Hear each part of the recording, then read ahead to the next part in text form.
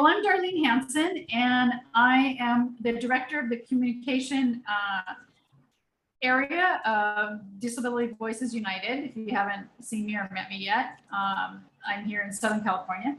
And today is our last session of our webinar series, our three-part series, and on communication access. And today's speakers are going to be self-advocates and families of self-advocates. And so it's going to be an exciting time, and we want to make sure that you all who are the individuals with a communication difference, you for sure get to participate in the chat here and in the conversation with us later. And it's going to be really great. We're going to start though, because we didn't finish with Megan from Disability Rights California. We did not finish with her last week. So she has a couple of slides and some information she wants to share. So we'll start that. But before we do, yeah, Lorna, I was going to say. Yeah, before we do that, I would like Lorna to come online and explain what needs to happen for those who are Spanish speaking, please. Hello, I'm going to make the announcement in both languages, so just so everybody knows, we are using the Zoom interpreting feature. So even if you speak English, we highly recommend that you pick a channel. If you're on your computer, it will be at the bottom of your screen where it says, you will see a little globe, and there you pick English. If you're an English speaker, you do not need to mute original audio. If you are on a mobile device, then you click on the three little dots on the side of your screen where it says more, and from there you choose audio, and the interpretation feature should be available from there. This is just in case there are questions in Spanish, so you can hear the interpretation into English. And if you do not pick a channel, it is possible that you may not hear somebody speaking. So this is why we're asking this of everybody. Para las personas que hablan español, tenemos la función de interpretación disponible. Si usted está en su computadora, lo va a encontrar en la parte de abajo de su pantalla. Va a ver el icono de mundito. Desde ahí selecciona canal, selecciona el español. Si usted no quiere escuchar el audio en inglés, seleccione silenciar el audio original. Si usted está en un dispositivo móvil o en una tableta, no va a ver el mundito. Va a estar en los tres puntos al lado de su pantalla. Desde ahí selecciona audio y desde ahí interpretación estará disponible. Gracias. Thank you. Okay. In case, I'm not sure how this all works exactly in Zoom land, but for those who are English speaking or Spanish speaking that understand me right now, don't forget, pick your language choice at the bottom. The other thing we wanted to tell you about is the feature, and if you go to your more at the bottom of your screen, if you're on your computer, you'll see something that says full transcript. And with our speakers that we're having today, well, I found it easier to really get every word they were saying and think about it by pressing that button, full transcript. So you might want to do that too, and then you just have that extra visual information, because you're going to hear some really golden nuggets here, and I don't want you to miss them. Real quick though, are the transcripts of each presenter's presentation, except the parents, but the three self-advocates will be available in a couple of weeks on our interchange, and we'll talk more about that at the end. But don't fret, you will get some availability of hard copies. All right. So I'm gonna get us going here. I think get it right. Hang on. Start here. While Darlene's getting that all situated, for anybody who wasn't here either on day one or day two, welcome. I'm Megan Lizette. I'm a supervising attorney with Disability Rights California, and everybody's heard way too many words from me already, so I'm going to talk very briefly just to wrap up what we ended on at the end of day two, and then take questions if needed before we get to the stars of the show today. So Ray, do you mind, if you haven't already, dropping in the chat? Oh, you just did it, the digital sign up sheet. So that form is to fill out if you have a specific question about your situation and want to do an intake with Disability Rights California to get legal advice. So general questions are great to ask here in this setting so other people can hear the answers and learn from them. But specific questions about your situation are great topics for us to do an intake about, so we can talk with you confidentially and get into the details. And then Ray also dropped in the chat the handouts that have what's on the slides, and then also have links to some of our publications if you want to go deeper on some of these topics. So we're just going to come back to what we were talking about at the end of the day on day 2, which is how to get communication supports from the regional center if you're a regional center client. And so we talked a little bit about the fact that regional centers' job or their role is to help you access services from other sources like Medi-Cal, the school district, the Department of Rehabilitation, and then also to pay for things that you're not able to get from other sources. And kind of like other systems we've talked about, the regional center system is driven by a plan with goals. And so it's really important to get written into your IPP with the regional center what your goals are, what outcome you want to have. And then that should drive what services and supports they pay for, including communication supports. We also talked about the fact that if you need an assessment to demonstrate what communication supports you need in order to help you get those supports from another source, regional center can potentially provide that assessment if that's what's standing in the way of you getting the communication support from somewhere else. So that's regional center in a nutshell, which obviously doesn't cover everything that you could possibly need to know, but kind of gives you an overview. And we talked a little bit about what your options are if regional center says no, right? You can, you have a right to appeal. And if they say yes, you want to really make sure they write it into the IPP before you breathe a sigh of relief, because if it's discussed but doesn't get into the IPP, it's really hard to enforce. And if the regional center puts it in the IPP and then fails to follow through for whatever reason, you can file a 4731 complaint, which is a written complaint. So do folks have questions specifically about the regional center and how to get communication supports from the regional center before we move on to hearing from our self-advocates today? So far, there's nothing in chat. I don't see anyone raising their hand in the participant list either.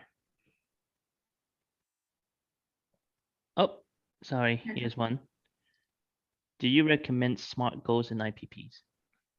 Yeah, and I just am seeing above that the comment about them wanting a denial from Medi-Cal. So that comes back to that business of regional center being the payer of last resort and wanting to make sure that we've looked everywhere else we can look to get somebody to pay. And different regional centers kind of interpret that a little bit differently when it comes down to the details of, do you have to get a denial? Do you have to appeal? So if you ever encounter the regional center saying, oh, you have to jump through all these 10 different hoops before we will admit that there is no generic resource, that would be a great time to call us and see if we can give you some guidance on that.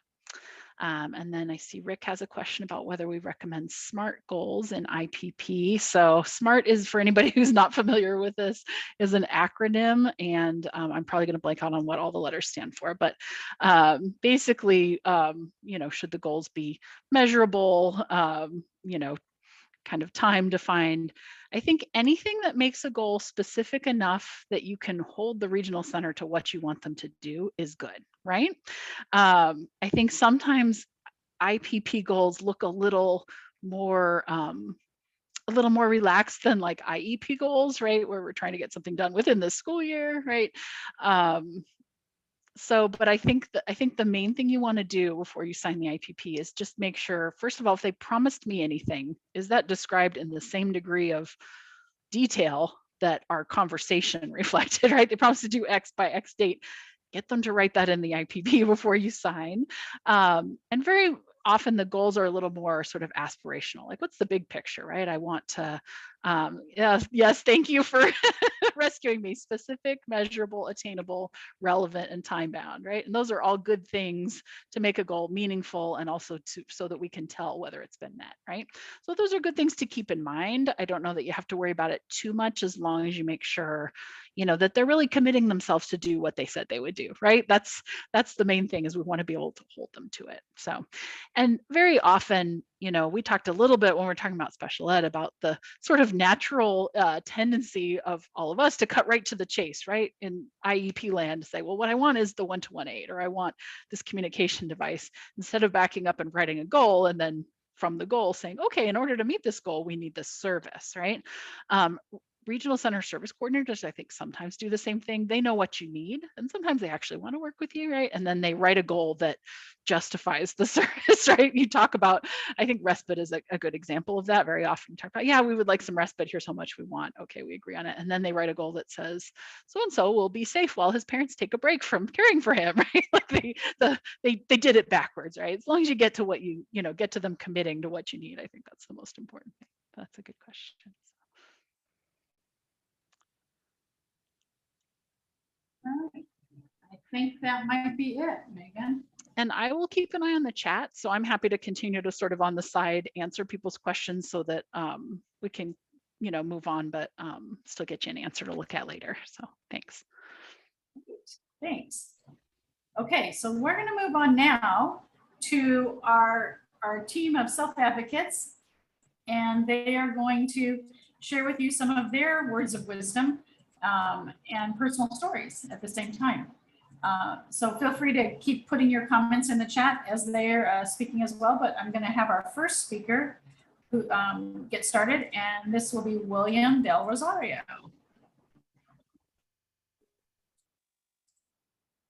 The story of my communication has many working edits. Most of my life, people have been trying to figure out how to get me to communicate. The thing is that they would sometimes forget the teaching and get far from the art of communication. People often forget that I am able to pinpoint my own thoughts, giving me choices or words they think I should say is an exercise in repetition, not a conversation.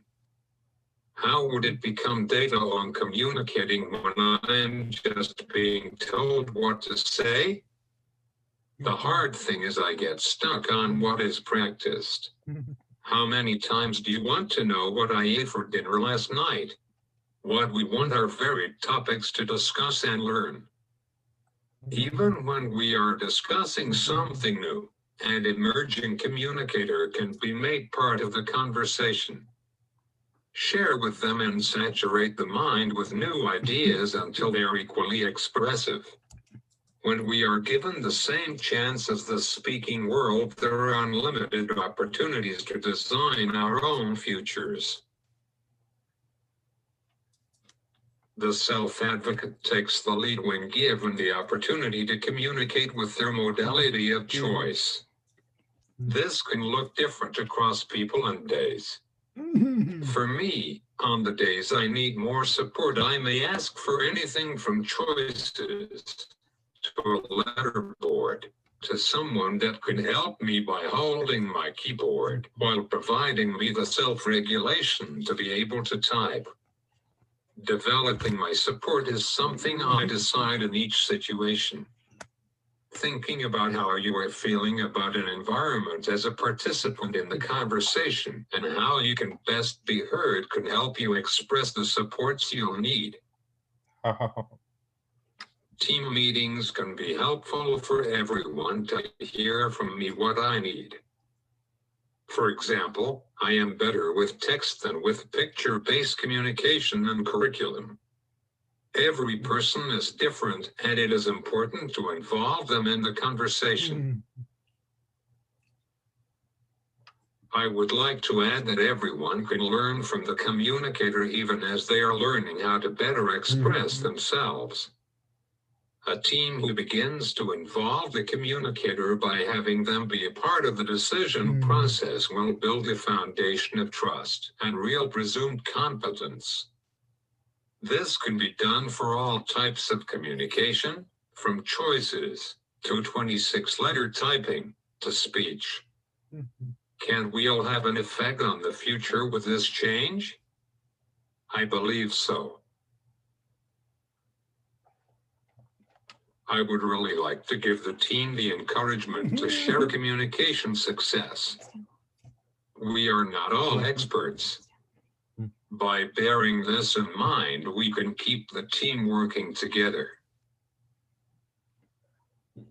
We each can reach towards greater independence by carrying forward the daring work our parents and family have started. The way to do this is an evolving process. The foundation for me to be able to lead my team starts with communication access. For me, this has just begun with writing down the kind of communication supports I need. It can be hard to get your voice heard. Giving me the time to type and then ask the real questions about your thoughts before making decisions about me are two important things my team can do.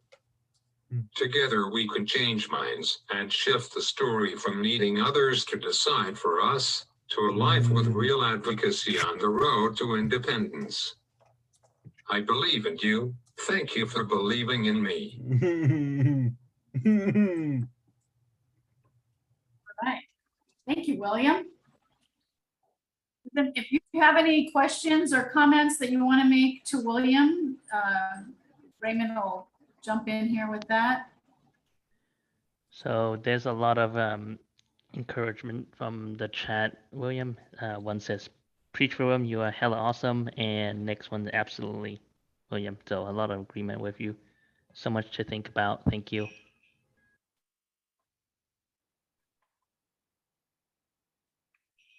Okay.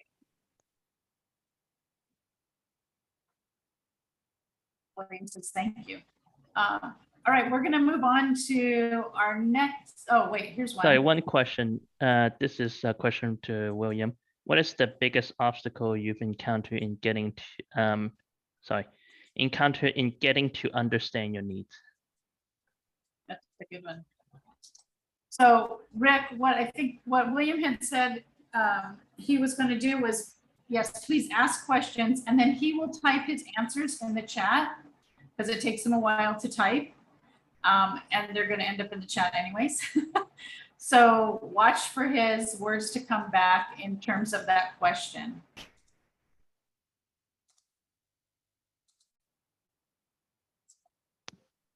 There's also another question. The setup with your keyboard in the picture, what is that? Okay, I can't get my mouse to work, but that's a mount. And then, which I can never remember, so Otto, you would have to put in the words of that one. And William puts his keyboard on a mount on the table. And then he has his computer and he has his iPad, everything's set up. Oh, it's Manfrotto Arm. Thank you, Shelley. It's all set up on the table in front of him so that he can initiate and engage with whatever technology he needs.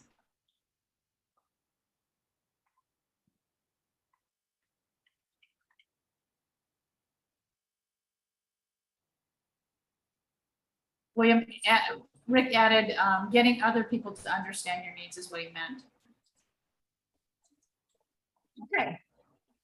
I'm going to move us on to our next speaker while William answers questions in the chat. And this was going to be Veas. So I'm going to have Veas, you're going to take it from here. Great. So hi, everyone. Before I start, I just really quickly wanted to say that just to clarify, so I'm currently about to start my second year of graduate school, but I'm going to be mostly talking about the transition which I took for undergraduate. So just to kind of make sure. So self-advocacy is very empowering and can start from very early on in a child's life. IEP meetings serve as an opportunity for children and teenagers to begin to self-advocate. The IEP gives the child or teenager the opportunity to create their own goals and have a say on the goals created by their teachers and parents. It can be helpful to have discussions in advance before the meeting itself. Because an IEP falls during school time, the student will need to miss part of the school day to attend. Looking back at my own IEP experience, I am very grateful for my parents' involvement. They worked to create the agenda and often discussed goals ahead of time with my teachers to ensure that these would be addressed. However, I wish I had understood the importance of the IEP and made more of an effort to attend. I knew the meetings were about me, but I did not really feel a sense of responsibility. And if there was an event happening in one of my classes, I saw that event as a priority to the IEP. It is important to keep in mind that the IEP only falls twice per year and that there are many opportunities for children to socialize and catch up with their schoolwork. If a student can participate in age-appropriate discussions with their parents and teachers about their goals from a young age, this will make it much easier when they are 17 and have their final IEP. This final IEP can be especially critical because college disability services will often use them in helping them decide which accommodations a student should have. Once I finished high school, I did not have any more IEP meetings, but rather an individualized plan of employment, IPE, with the Department of Rehabilitation, DOR. I became a DOR client soon after I turned 18, although I have heard of cases where one can become a client earlier. The IPE serves as an employment plan, with the case closing after the person is employed. This can be very overwhelming for a student because even those without disabilities often have no idea what they want to do or where they want to go when they leave high school. Therefore, unfortunately, students often need to make quicker decisions, which their peers don't need to make yet. In my case, the fact that I had already been accepted into a university meant that I did not have to decide on a final employment goal, so I was given the very general counselor goal. I followed up with my counselor every year and recently reviewed my IPE to reflect my current goal of finishing the master's program at Cal State LA. Requesting college accommodations is much different from requesting them in elementary through high school. Just because a college student has a disability does not automatically make them eligible for accommodations. It is crucial to get in touch with your school's disability services long before the school year starts. This was especially important for me because over the summer, I was expected to take a math placement exam, and I needed to have both the exam and the practice materials available in Braille. When I first began the process of requesting accommodations, I relied more heavily on my parents for support. They attended my initial meetings with the disability services and assisted me in communicating with them. Their support was extremely crucial for me when I had to have a follow-up meeting to justify my accommodations. However, by the second semester of my freshman year, I began taking much more responsibility in advocating for myself. If I needed a reader for an assignment, I would make sure to email my office in advance so that it was not too last minute. If I ever needed a textbook to be scanned, I made sure to buy the book and let my GSS know which sections were needed and by when. Although I asked my parents to be a part of my meeting with my graduate school's disability services, I took the lead role in this meeting and felt very confident in doing so. The initial accommodations before the first year are most difficult because accommodations will carry over into the following years. It is important to remember never to assume that the disability services automatically knows your needs. There are times where you may need to justify an accommodation if they do not understand how you use a certain tool. For example, initially I was denied the ability to use my iPhone for tests. Once I was able to show them how I pair my phone with my Braille, use a word processor and mail applications, they were much more willing to allow me to use it. Thank you so much.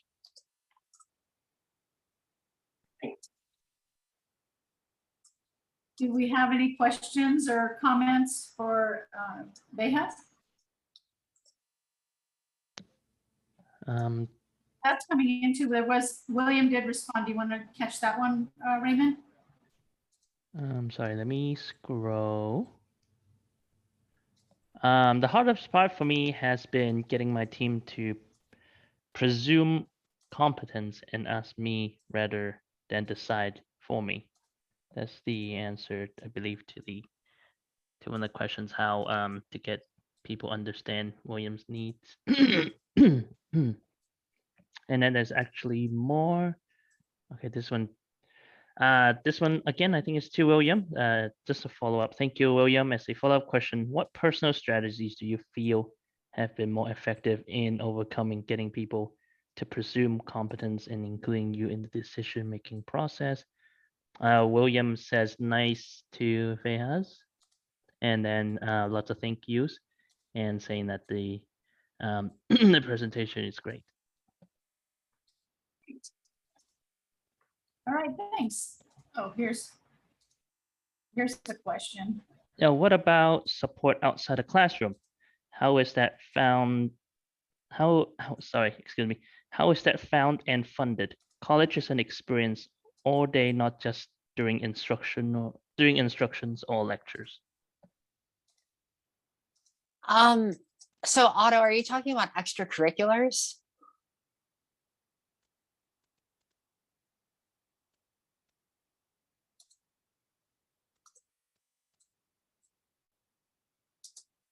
Yeah, and then the next one goes into what support the DOR have for you, Vayas. So it's around the same thing probably. So maybe talk a little bit about your support from DOR. Okay, sure. So for my question for Christian, your question about the DOR, so basically when the DOR was very supportive, and so before I went to college, I actually applied during my senior year for college, but then I took a gap year to go to the Louisiana Center for the Blind for training. And so the DOR was funded that. And then when school, when I got to school, then their support was, so I got a laptop, printer, Perkins Braille writer, and then access to the GPS for my note taker. So those I actually got before I started college, probably around the time I started at the training center. And the DOR were also supportive in that my counselor was willing to meet with me and clarify to answer any questions. She also encouraged me to look for some campus work because it's not all about academics. And then Otto, as far as your question for support for ADLs, ADLs, I believe, activities of daily living, for those of you who don't know. So for those, I learned some of those skills at the training center in Louisiana, and then also would work on them on the side with my mom. But as far as ADLs, I really didn't get anything from the DOR in that sense. So basically working with during training and then working with her. And Vayas, tell the audience, are you a regional center client? I'm not a regional center client. I am blind and have mild hearing loss, but I'm not in a regional center. There is another question in the chat, a general question open for discussion. I was a DOR client, wanted to work in the hospital in a light admin position. Got a part-time job at hospital, but let go when merged. Took all full-time employment. Been a little bit of a stalled period as I liked the job, but I'm losing my place here. I liked the job, but very specific. DR wanted me to attend Zoom job club. Wasn't a good fit. My thought have changed to thinking about sport.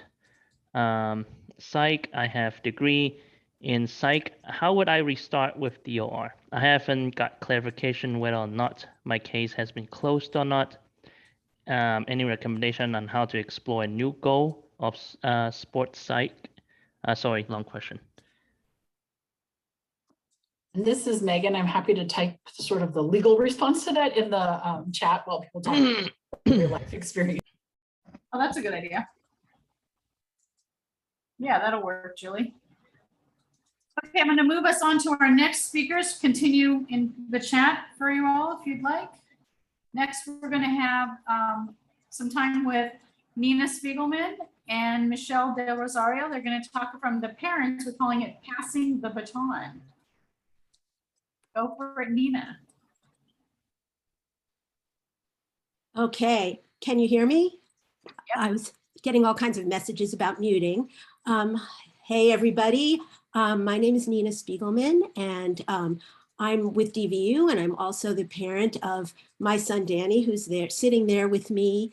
We are in the middle of the pandemic strategizing about where to get food, which is basically what we did for the entire time. Not that it's over, but anyway, I am so happy to be here talking to you all today and hearing the our great self-advocates. And this part of the session is mostly going to be, at first at least, my confession. This is my confessional about my journey of getting out of my son's way and learning how to be a supporter. And I have to, I feel I must share, where I was at for way too many years. But as we'll hear later, never too early, never too late to, to step up. So, as I said, my son Danny has autism, and he also, was for quite a while extremely challenged by anxiety and behavioral issues. Although I hate the word behavior, I just hate the word, but nonetheless, he did struggle with that. And despite having many teachers and therapists encourage me to have Danny attend his IEPs, I take full responsibility. I was adamant that no way that he could, there was, because of the anxiety and the behaviors, he couldn't cope with it. He wouldn't be able to follow it. He would be disruptive. He would get in more trouble. We couldn't get anything done. And this went on for years until probably towards the end of high school, about to start, the transition program at a very good supportive school that he was in. Finally, one of his teachers just had it with me and brought Danny to the IEP. And let me just say, I could not have been more wrong. My eyes were so opened. I mean, I could not have been more wrong about all of the fears that I had in the name of trying to protect him. He was so engaged. He so clearly loved being in a meeting that was about him. Being able to talk about what, and indicate what it was that he really liked and what he didn't like. And one of the great lessons was Danny has proven to be so much more effective at us getting what we want out of the IEPs and now IPPs, because it just has such a greater impact on the decision makers about, what services and supports he's going to get, hearing directly from him how important something is, or what he loves, or what he really doesn't like. And, we just, since that time, he is center stage, and I've been learning how to be his supporter. And I am not, it was a learning curve, but now I'm loving this role.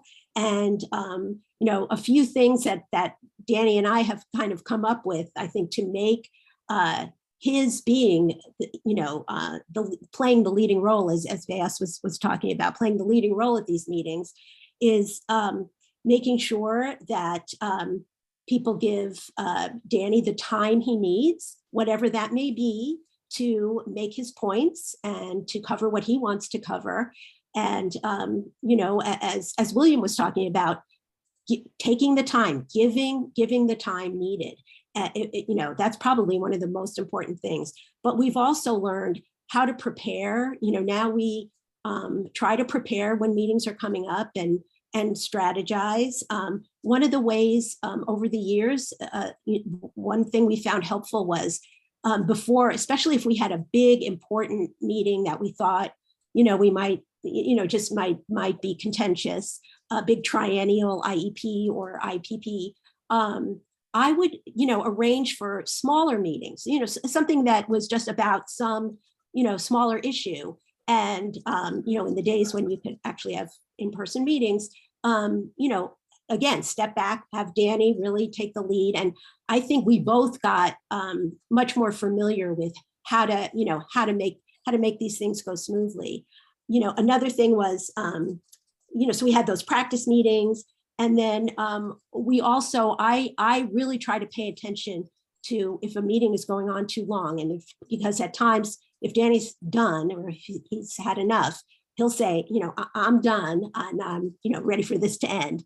And we may not have covered everything. And I just make sure that we take this up again and reschedule. And Megan can tell me if that's, if that's okay. But I insist on breaking up the meetings if we have to do that. And then also redirecting questions. There's just a natural tendency for the other players in the room to direct questions to me. And I try to say, ask Danny, or I will turn around and just ask the question of Danny. So I think that it has gone remarkably well. I think it's it is great to get out of the spotlight and be a true supporter. And Danny, again, way more effective than I am. And in fact, he has turned into the enforcer of often his IEP goals. I have heard, very, very funny stories about, his speech therapist or OT or, teacher even saying Danny would remember, aren't we supposed to be doing, fill in the blank, reading this sort of thing or whatever it may be. So, for his engagement and his feeling of, that he is more in control of his life and the things that are important to him, there's just no substitute for it. But I did learn a lot. And my final tip, I guess, in terms of meetings, are Danny and I strategized about what would make a good meeting. And he said, of course, food. And so we always bring donuts and some vegan donuts with us to every meeting. And that is really a super helpful tip that I want to share. So now I'm going to pass this over to a really, really great supporter, and that's William's mom, Michelle. And that's that. Thank you. You ready, Michelle? Yep, had to clear the unmute. Hello, I'm Michelle, William's mom. You heard from him earlier. So interesting thing this last year and a half with the pandemic is that we were supposed to be experiencing our transition. William's 21. And as all of the world kind of came to a halt. So we had to regroup and figure out how we could get William back in the driver's seat and kind of learning those advocacy skills that, he might have maybe had some classes or some other opportunities out in the community with from our family room here. So it actually was, there he is. It actually was very helpful for us being on Zoom, because I could do things like turn the camera right over to William when they kind of bypassed him in the conversation. We also had the benefit of having the transcript and the chat, like you all have become accustomed to using. I think William mentioned in the chat to one of the questions that we're all using technology more now. So having a living document of exactly what William had said in discussions was very helpful in guiding the team to what he wanted. I had a document to reference back to when they started talking over him or making decisions for him. I would say, well, let's ask William, or let's go back to what William said. And there we had that documentation. And that was always one of our goals when William was younger. We had always some kind of an advocacy goal. As a parent, I wanted him, wherever he was in his adult years, to be able to come home and retell experiences and what he had been doing for the day, or if somebody had wronged him. So we had a lot of sequencing goals when he was younger, a lot of journaling goals. He would email and text me. So we've been building those in, and now this was kind of a forced opportunity to be able to put them into practice. I kind of liken myself to the pit crew. I partner in typing. However, my job is to kind of orchestrate all of the moving parts and then get William in that driver's seat. So any opportunity that we can, I'm encouraging him to be in there. And having other parents like Nina who've gone the road before me and learning from them. Also, another benefit of the pandemic are all of these wonderful webinars we've had access to and virtual learning to kind of expose ourselves to, what opportunities there are out there, other advocates we can learn from and other families. So I hope that helps. And if you have any questions, please drop them in the chat. Thank you. Before we move on to our last speaker, does anyone have anything for Nina or Michelle?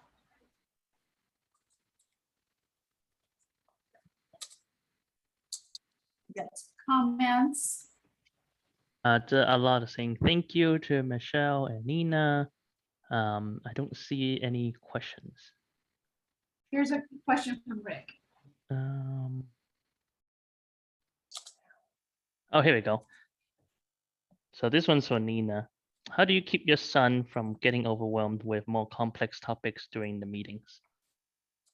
Well, that is a great question. And that, of course, reflected, a lot of my fears before I learned to get out of the way. I try to plan ahead. I both talk to, there's a bullet here on preparing all who are involved. So I talk with Danny about what we're going to be covering as much as I can. And then, but I talk to, I try to lay the groundwork with everyone who's going to be at the meeting and make it clear that, we expect that this will be in plain language. We'll cover one thing at a time. We won't overwhelm, the time allotment with trying to cram everything in to finish in some set period, that we can break it up. And I try to monitor to see if Danny is following, or if this is getting, I will step in if, I often will try to have an ally. One other thing I wanted to mention was, I also try to find out from Danny who makes him feel comfortable at meetings. And if he has a beloved, OT who's really his supporter from childhood, from toddlerhood, who really knows him. And she comes to the meetings whenever she could. And we monitor the situation and we'll just say, you know what, we've got to break this down more. And we've got to just take a step back when we need to. And, most of the time, especially if you do some preparation ahead, people really want to be accommodating. They see how much Danny is is engaged, that actually has an effect on the room. It has an effect on every single person in the room. And it people at least try. They make, different people are better at it than others, but try not to get bogged down in bureaucratic reading of reports and that sort of thing, and try to really make things clear. So most of the time, that was one of my worries, but it is very manageable, I think. Thank you. There is the next question. What do you do when the person, my son, does not like hearing people talk about him? I do all the communication with him before and after meetings to find out what he wants, needs, etc. But it's really hard for him to not get upset and leave the room when others are talking about him.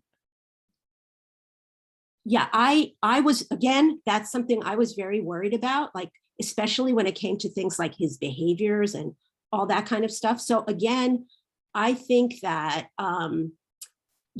preparing in advance about how we're going to approach this, about what needs to be covered at the IEP, and what can be handled in other ways. But if there's, if there is a way to present something that is especially speaking not about him as in the third person, but directing things directly to him, here's, Danny, here's what I thought, we had done this year, or, these are things that we want to work on, do you agree? I think it is really worth, I think everyone benefits from the exercise of breaking down what the issues are that you're going to be discussing, and how you can talk about them in a way that engages the person.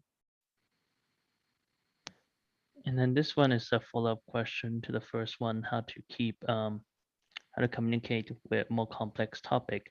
The question is, for example, how deeply was he involved in advocacy for speech evaluation? Well, that's a, Danny, very much, I'm sure everyone has, is unique and has their own reactions to things, but he adored going to having speech therapy. And in fact, he on his own managed to get more time for himself because it was very clear, he made it very clear how much he benefited from this. So, when there were going to be, needs for any additional assessments or discussions, he managed to handle all of that as long as he kept making it clear, like, you're not going to stop my speech. I've got to meet with, fill in the name of his speech therapist who he, adored. So, that it didn't turn out to be a problem for us, but I firmly believe that any situation can be broken down, can be, if you step back and do some prep work. I don't mean to minimize the complexities, because I was completely mired in this. That was my reasoning for excluding Danny from these meetings for years. But I really think I benefited. It made me think harder about breaking down, like, what is the landscape? What do we want to get out? What are his needs? What's important for and to him, and and then having some prep meetings with everybody to talk about, like, what are we likely to expect? Can we get the reports beforehand? Things like that really help get ready for the meeting. And I think that I'm not trying to minimize, people's complexities, and I know everyone's different, but I had thought this was impossible, but I just want to encourage everybody to give it some thought. I want to jump in real quick here too. There's a lot of conversation on the chat here that everybody should be reading because people are giving great ideas. When you're talking about this one's hard, I think hard to put in text and maybe grab onto and latch onto. When you in an IEP meeting, when you or the team are starting to talk about the person and about the challenges that the person has, that of course gets negative. I mean, for my typical kids, they didn't like hearing people talk about them either, or me talk about them for sure. So that's not an unusual human phenomena. So how do we support that process? Because some things have to be like said in some fashion so that they can be documented, right? And I think when you want to talk, when you find yourself talking about a person in front of them, especially, flip it around and you're talking with the person. So if a person maybe gets anxious and bolts out of the room, and that's the thing that's happening, then I'm going to say, Joe, you know how sometimes you have to bolt out of the room because you get real anxious when too many people are talking? This is something that, this person is going to be able to help us all support you to do differently, or to tell us what you need, or whatever the story needs to be. But I'm talking with the person. So now he and I are talking about this challenge that he has from his perspective. His perspective is, I need to leave the room because there's too many people talking. Okay. And that's what I'm conveying, rather than Joe elopes the room 4 out of 5 times in an hour or something, that's not a positive way of saying it. But the reality is, you need to talk about the fact that we have to help and support him to not keep leaving the room. And getting everyone and modeling that interactive style can change the whole experience of an IEP meeting. I've had students who are extremely challenged by being in small groups, never mind large groups like IEP meetings. And when we switch that tone and we put the point of view is on with him, not on him, he sat through a 3-hour meeting that didn't talk about all kinds of easy, fluffy things. You know, they were talking about all his needs. So it can happen. Okay. Anything else, Raymond, that we want to bring in here? I don't see any questions, but yes, please do read the chat if you can. There's a lot of suggestions and good comments. Okay. I'm going to move us on to our next self-advocate. This is going to be Ed Herzl. Want to go? Are you ready, Ed? I sure am. Hi, everybody. So I'm Ed Herzl. My visual description is I'm a white butch with short reddish blonde hair and glasses. I'm seated in front of a white marble patterned Zoom background with the DVU logo in the upper left-hand corner. The slide is displaying an image of me doing my best Johnny Cash impersonation. I am, oh, where'd it go? I am wearing a hat and a spite face mask and all black, seated on an old TV in the middle of some desert scrubland. So teaching self-advocacy skills around accommodations for communication access should be taught young and early. But what if you didn't learn how to advocate for yourself early on? Or what if your communication needs have never been fully accommodated? And so when the time comes to seek employment, you're not necessarily sure where you need to start. So while an early start is ideal, I'm here to tell you that it is also never too late, even if you have communication access needs that you're not sure how to accommodate yet. Even if you don't know what the Department of Rehabilitation is, or you didn't before this training series. And even if you've experienced pushback when you've sought accommodations in the past, there is an employment situation out there that can work for you with sufficient accommodation. Self-advocacy has been part of my life in different ways since an early age. I have several disabilities. I've been deaf from birth, and as I've aged, I have acquired or discovered various mental health disabilities and disabling chronic illnesses. With respect to my deafness, I was mainstreamed while I had some exposure to American Sign Language as a child, and while I have always identified with a culturally deaf understanding of my experience in the hearing world, I was raised by hearing parents in a largely hearing community, and I was sent to hearing schools. My hearing aid, which I rarely used, and my IEP, which I was never a meaningfully involved participant in, were the only accommodations that were ever given to me until I became an adult. Obviously, these accommodations were not sufficient, so I had to make up my own, which largely consisted of sitting in front of the class and reading course material in class instead of listening to long lectures that were difficult for me to understand. I believe many disabled people have similar experiences, even if they are more accommodated by the school system than I was. You end up having to figure out on your own what works. I did the same in college and grad school by approaching individual professors as needed instead of relying on my school's offices of disability services.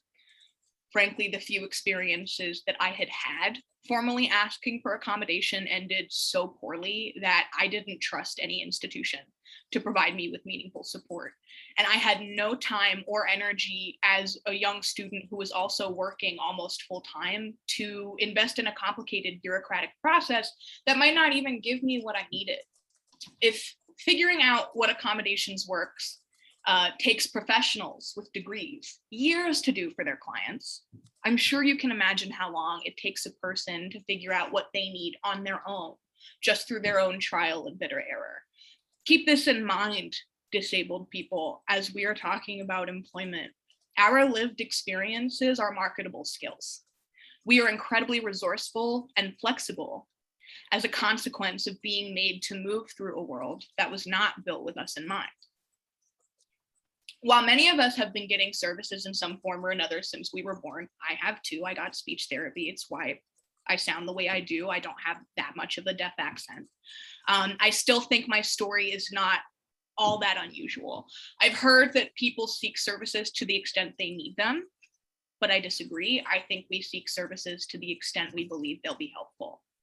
And I genuinely believed nobody wanted to accommodate me, and it was entirely on my shoulders to accommodate myself. And I lived that story for a long time until it became impossible. And it became impossible when I started seeking full-time employment. At first, I didn't tell potential employers that I was disabled. One moment, please. I can fake hearing pretty well in a controlled environment like an interview or a Zoom call. So my strategy used to be get my foot in the door and then I'll try to make them accommodate me. But that didn't really work for me. It was like, because I didn't tell people I was deaf right off the bat, it didn't count somehow. Once, at my request, an employer moved me away from one role that required answering a phone into another role that required, guess what? Answering a phone. Another time, I had to quit a job because an employer would not stop contacting me exclusively by telephone call, despite my repeated pleas for text instead. I'd rather not even talk about the time I was assured that a third employer's online training would be totally accessible, and then there were no captions for either live or recorded content. Something had to change. Because of my repeated poor experiences with employers failing to accommodate my deafness, I started looking at employment a different way. If you have experienced struggles with employment, this strategy may be helpful to you as well, or you may be using a very similar strategy already as you seek employment. So I reframed my thinking to think about the overlap between my skills and the accommodations that I required. This is going to look different for everyone. I'm just going to talk about what it looked like for me. What were some areas where I might need accommodation? First thing that came to mind was, Ed, you cannot reliably understand phone calls or much audio-visual content without accommodation.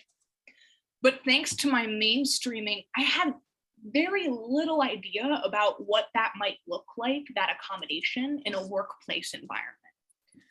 So I started looking into accommodations that other deaf and hard of hearing people, as well as people with auditory processing disorders, had made in the workplace so that I could ask for them in my next place of employment. While 20 people with the same disability will have 20 different access needs, you too may find it helpful to talk with people with similar communication needs as you.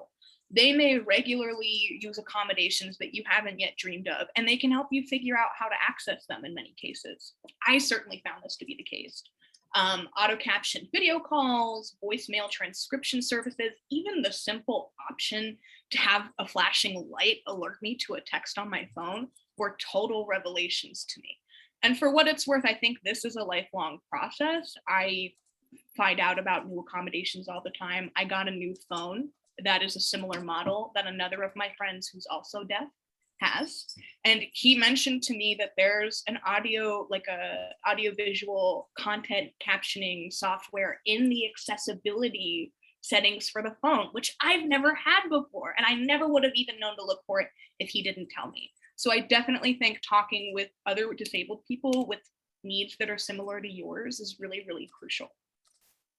So for another, I had been recently diagnosed at the time that I was seeking employment with rheumatoid arthritis that ended up being treatment resistant, which made my then daily commute to and from work both fatiguing and pretty painful.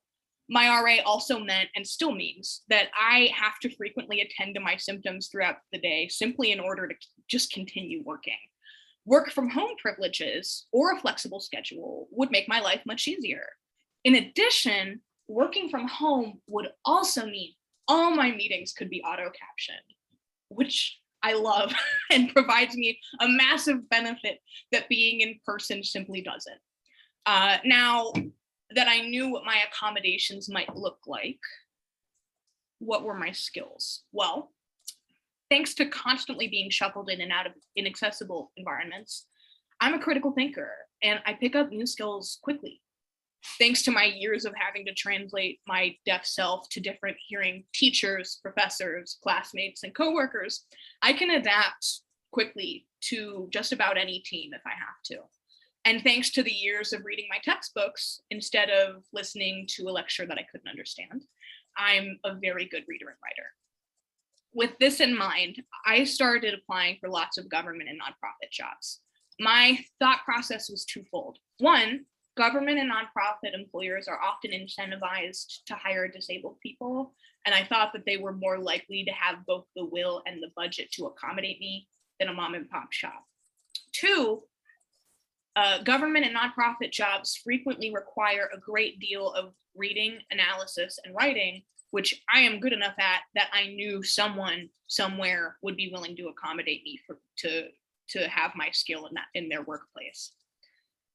So I started disclosing my disability on my applications and asking for accommodations during the interview process, which is something I had always been advised against up to that point, mostly by my hearing and able-bodied family and friends. The way that I looked at it was I hadn't been disclosing my disability up front for years, and it was causing me nothing but trouble.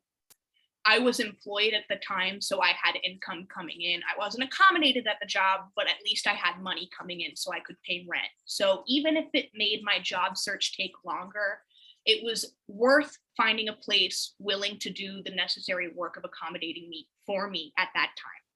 I would mention my disability on the application if there was a space to disclose. If not, I would mention it during the first or second round of interviews. And I think for DVU, I mentioned it in my cover letter. It was at this stage in my job search that I ran into DVU, where I work. To this day, I can still remember how excited I was writing my cover letter. I was very hopeful that a disability advocacy organization might be more understanding of my accommodations needs.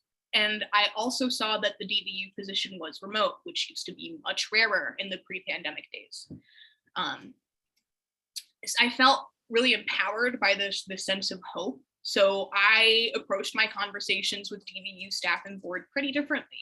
I was very clear from my cover letter that I was mainstream deaf and I live with disabling chronic illness. I also was clear that I felt that my experience as a deaf chronically ill person would be an asset to DVU.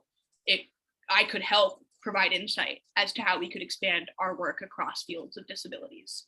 If you're bringing your disability into the workplace, employers need to reframe their mindset, and they need to understand bringing your knowledge into the workforce is not doing you a favor, it's benefiting them. You can help them do that by pointing this out. Disabled people are nearly a quarter of the world population. We're a full 25% of California. And we are the only marginalized group that if you live long enough, you will eventually become a member of. Think about that just for a minute. Regardless of your field, I guarantee you, in some form or fashion, your employer already deserves disabled people or your potential employer. They just may not know it yet. And you have valuable experience in understanding and accommodating disabled people, namely yourself. Of course, whenever we ask for accommodation, the possibility of denial looms over our shoulders. Most of us are probably more used to hearing no than we are yes, but it doesn't need to be this way. We see from the pandemic that accommodations are possible. In many fields, we can indeed work partly or totally from home. We can also provide hybrid options for teams with different access needs. In many ways, technology is facilitating our ability to do this, right? We have chat options integrated into our virtual meeting platforms for those who type to communicate. And heck, I can use Google Docs, a free technology that is relatively easy to learn, to help format a document for a screen reader. For me, it kind of emphasizes that there's not really an excuse. And for me, a self-advocacy journey is a combination of 3 things: learning how to jockey for a seat at the table, learning how to ask for what I need to stay at the table, and then, as Nina Simone sings, learning to leave the table when love is no longer being served. But that self-advocacy journey is going to look different for everyone, depending on who you are and what else you're bringing into the room with you.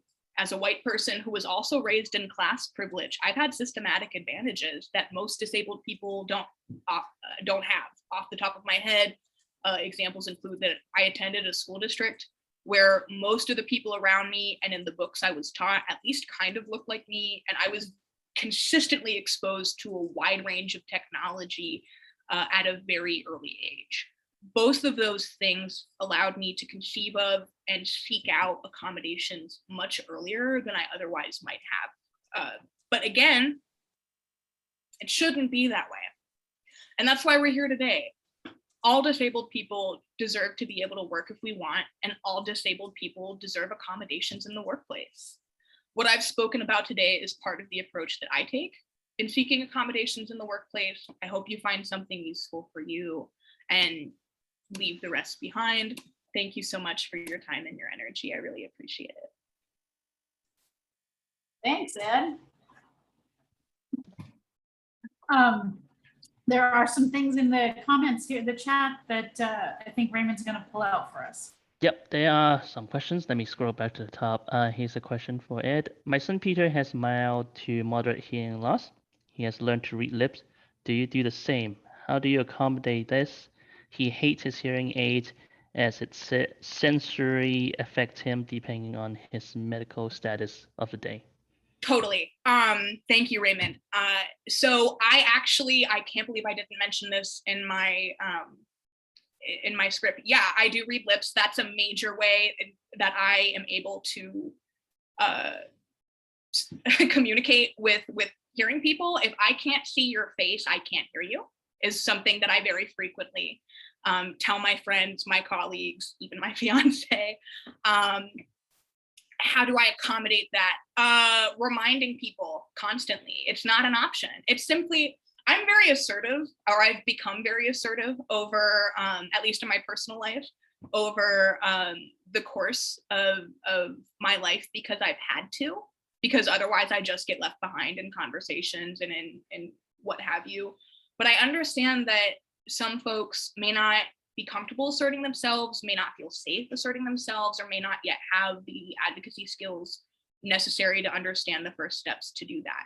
So ways that my parents, when I was younger, supported me in both my lip reading and in my self-advocacy generally, were that they would defer to me.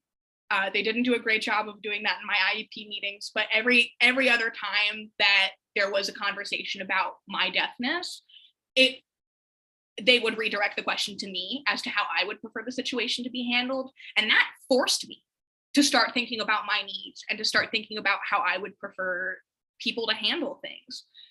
The other thing that is helpful for me personally is to have scripts for situations. So I am someone who is very anxious, and I'm very confrontation avoidant.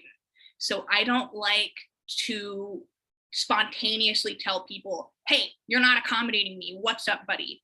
Instead, I like to have a number of situations kind of like scripted out in my head. Like, what can I say if someone's not facing me? What can I say if someone's trying to yell at me from another room? What can I say if an employer is trying, like in my previous employment situations, what can I say if an employer is trying to get me to do something that I can't reliably do? Having scripts kind of in my head for those situations is really, really helpful, because then I can just pull them out at any given time and give them to the person and just say, no, I'm sorry, I can't do that because I'm deaf. Or if the person's not understanding that I'm deaf, sometimes saying I'm hard of hearing helps them for some reason understand it a little bit more. And then we continue the conversation. So that's kind of the approach that I take to that. There is a couple more questions. Excuse me, my puppy's very excited. How did you find other disabled people to ask about accommodations? That is such an awesome question, Otto. So I am very frequently, I used to be a lot more online than I am now. When I was more online, I really, really liked Instagram and TikTok as ways to connect with other self-advocates and figure out like what they were doing either at home or at school or in their workplace environments. Nowadays, it's more difficult because I'm not as online in order to accommodate some mental health things that I've got going on. So what I do now, honestly, is I try to keep up with the friends that I've made as much as possible. And I try to make sure that I'm going to like online virtually, that I'm going to like virtual events that other disabled people are likely to attend, like, virtual rallies, advocacy meetings, things like that, so that I can keep making connections, especially in the local area. And then I think this is the last question that I see there among all the comments. Regarding employment jobs, I've heard that they are full-time. This person asking the question discovered that full-time doesn't work for the disability. Any tips on finding government jobs that are part-time and accommodates disabilities? Yes, this is something that I looked into earlier in my employment journey before I was with DVU at a time where it wasn't clear that I would be, whether or not I'd be able to work full-time. So something that I looked into, Julie, I don't know if this is something that would work for you, but something that I looked into was contract work. So there are a lot of jobs that the government tends to contract out to people, and you will find them on different websites. For California, I believe it's Cal Jobs. I'm not sure. In a minute, I will go and find the URL and pop it in the chat. But you can do like an email alert on that website, and almost any job in the state of California that's not like hyper local is going to be posted on that website, and you can sign up only for part-time jobs. Some of that is going to look like contract work, so it might be stuff that is not, you know, you're only working on it for maybe 6 months or maybe a year. Some of it is going to be more full-time stuff. If you're looking for example, administrative work, a lot of that is part-time, especially if you're looking at your local government. A lot of that is going to be maybe 20-30 hours a week. So I would really recommend that for you, Julie, if that's an employment situation that would work for you. And then there's this one, another question. This is to everybody. What does inclusion mean to you, and do you think it is really attainable? Is it okay if I start? Yeah. Okay. I think about this all the time. I think about this. For me, inclusion is intersectional, and I think a lot of the times when we say that word, we don't really stop and identify what it means. It's a word that, as far as I'm aware, was coined by Dr. Kimberly Crenshaw. But it means that you're taking into account all aspects of a person who walks into a room. So if I walk into a room, you're not just seeing a deaf person. You are seeing, if it's me, you're seeing a deaf, chronically ill, white, butch lesbian who has had class privilege but now works for a nonprofit. So, or still has class privilege, that it's not something that goes away. But other people, they have a different story, right? They may not have grown up in a rural area like me. They may have grown up in a city, or they may not have had the access needs that I've had, but perhaps they've had different access needs. So inclusion is allowing a person to walk into a room as their full self and not having to have them edit or silence or shield any part of themselves in order to be in that room and to stay in that room. And I don't know if it's possible, but I think that we're all working towards it. And I think that that's what matters, if that makes sense. That's my 2 cents. Nice. William, were you, I saw you writing. Did you write something on this, on inclusion, or something else you wanted to share?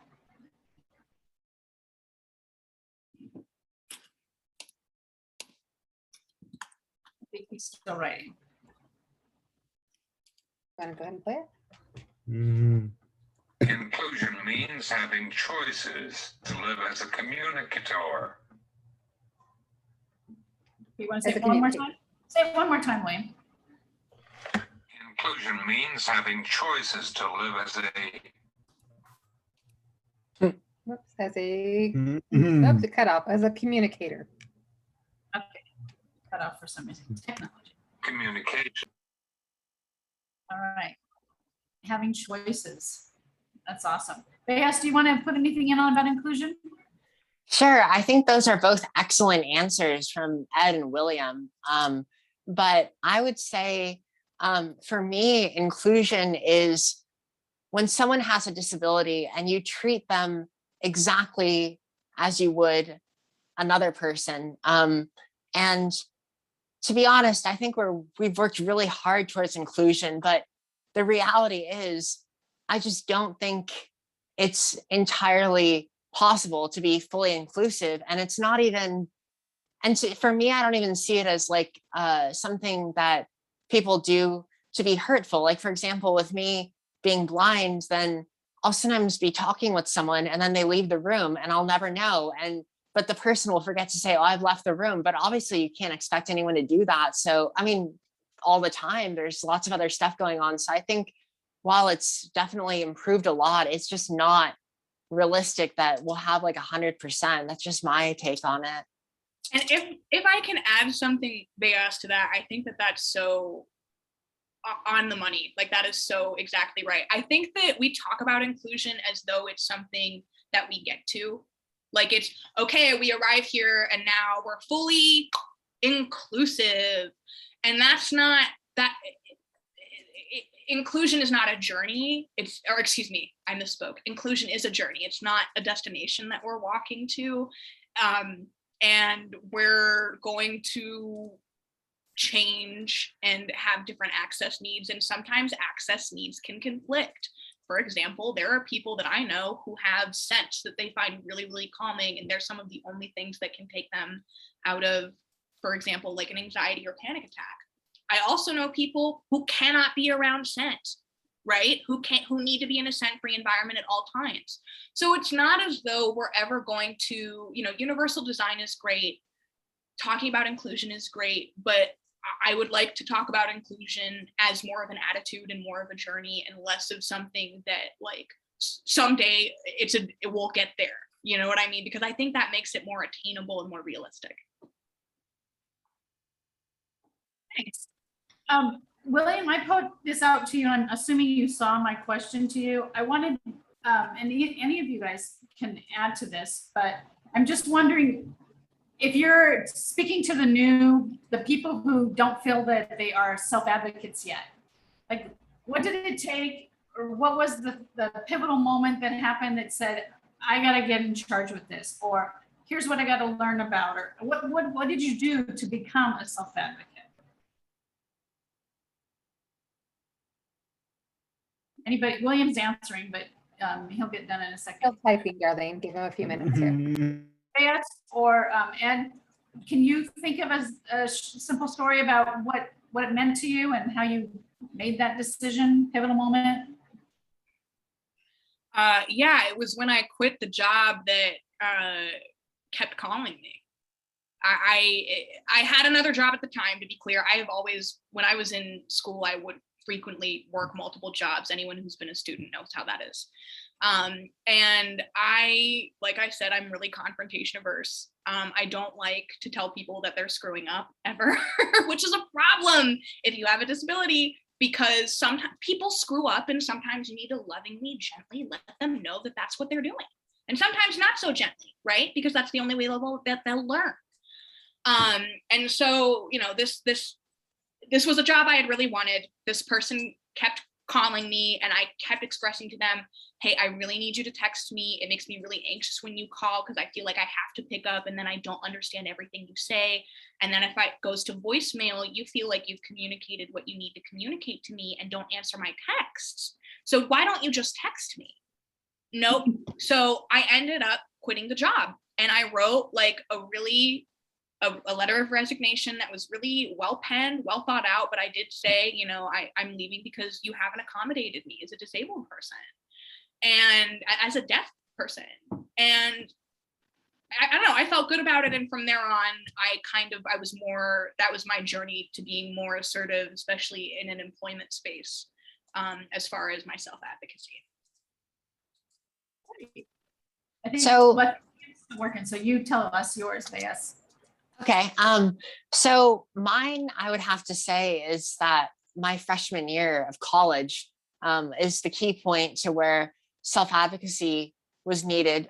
So when I first, as I mentioned in my speech, so I needed to take a math placement exam and it needed to be brailled. And usually my parents would figure it out with the brailleist. If it wasn't brailled, that wasn't really my responsibility. It was kind of the brailleist's fault or the teacher's fault. And so that was like step one, maybe, and just starting to kind of do that.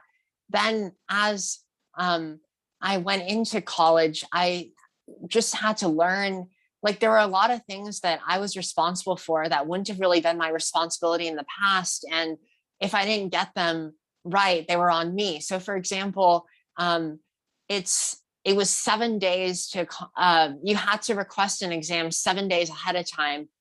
And for a final, it was 14 days ahead of time if you wanted it proctored for the maximum. Like they would try to still let you take it, but just to guarantee your accommodation, you need to do it that far in advance. That's something I really didn't have any experience with at all during that time, because like I said, it wasn't really my responsibility. So just understanding the fact that I needed to plan way in advance for things, and that if it didn't work, it wasn't the teacher's fault, it wasn't the disability services fault, it wasn't my parents' fault.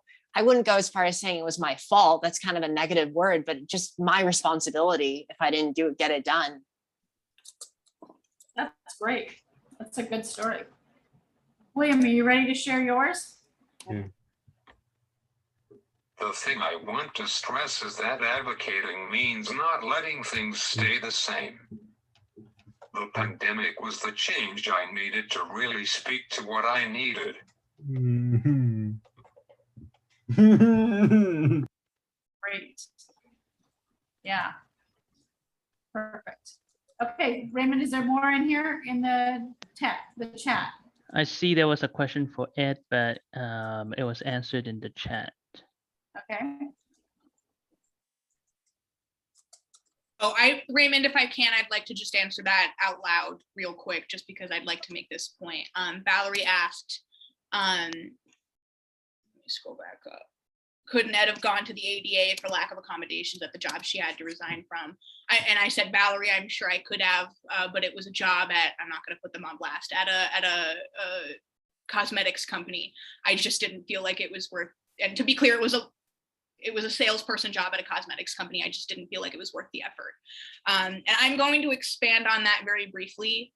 It's not that I didn't feel that employment was worth the effort. Like I said, I was employed at other places as well, so I could fill in the gap with hours from other places. But it's also knowing as a disabled person, when you walk into an environment, how much your individual self-advocacy and to what extent is going to affect the environment that you're in. And I went through a phase earlier in my life where I would really get up in arms if something was the least bit inaccessible to me. But at a certain point, and I'm not saying that you shouldn't if you find that personally fulfilling for you as a self-advocate, to be very clear. I'm not in the business of telling you what you can and can't do. I'm saying for me personally, and I think for many other disabled people, you need to pick and choose your battles, because we're in this for life. And if we get burnt out at 30 because we are fist fighting verbally with every person who refuses, or every job who just flat out will not accommodate you, and you've read the room and you know that that's the case, then you're not going to have the energy for later down the road to fight the other battles. And that's the way that I looked at it. And I said, this is the battle that I don't need to fight. I'm not going to win it. I can tell I'm not going to win it. And I walked away. So I want to be clear that sometimes self-advocacy is, like I said, knowing when to leave the table. My 2 cents. Excellent. Okay, well, we're rounding up the time to end this session. This has been awesome. We're just so excited to have today happen, and to have Megan and Raymond kind of lead us to this point that I think, as informed, empowered people that we all are now, is perfect. I do want to let you know that DVU, Disability Voices United, we're going to continue this conversation on access to communication and needs and ideas and just anything related to it. It's going to be a focus for us. We have a lot of focuses, but this is going to be one of the focuses. And so one of the ideas that we're excited about is that we'll put together a schedule of consistent or scheduled out, it's not every week, but opportunities for all of us to gather and talk about communication access and hopefully get to some solutions or some ideas that we want to share with whoever needs to have this information so that we can make life more communicative in our families, in our homes, in our schools, in our workplaces, and in our communities. I think that all of us and all of you here on the chat have great ideas and great points of view and great examples of when the mark was missed and how are you going to get that fixed. So we'll continue to give information and give opportunities at the same time. I think I want to thank Megan and Raymond very much for the last 2 days and last 2 sessions, and then today's participation and information as well. I want to thank Bayes and William, who have been instrumental in putting together this series. And I want to thank Ed and Bayes and William and Michelle and Nina for presenting today too. I think that we've got a lot of angles covered here, and so a lot of information was shared. I want to thank Judy at Disability Voices United for putting this stuff together and letting this happen. And of course, we'll go back to Ability Central for the funding that helped make this happen as well, and thank them tremendously. So. And let me just chime in here and thank you, Darlene, for making this all happen. So this is Judy. Hi, everybody. I just thank you, Darlene, for having the vision to make this happen. This series was so incredible. I watched all of them and I loved all of them. And particularly today, I'm so proud of all of Ed and Bayes and William. You guys were really incredible presenters. And of course, Nina and Michelle as well. So I just wanted to chime in, Darlene, and thank you for a great job that you did. Very welcome. This is exciting stuff.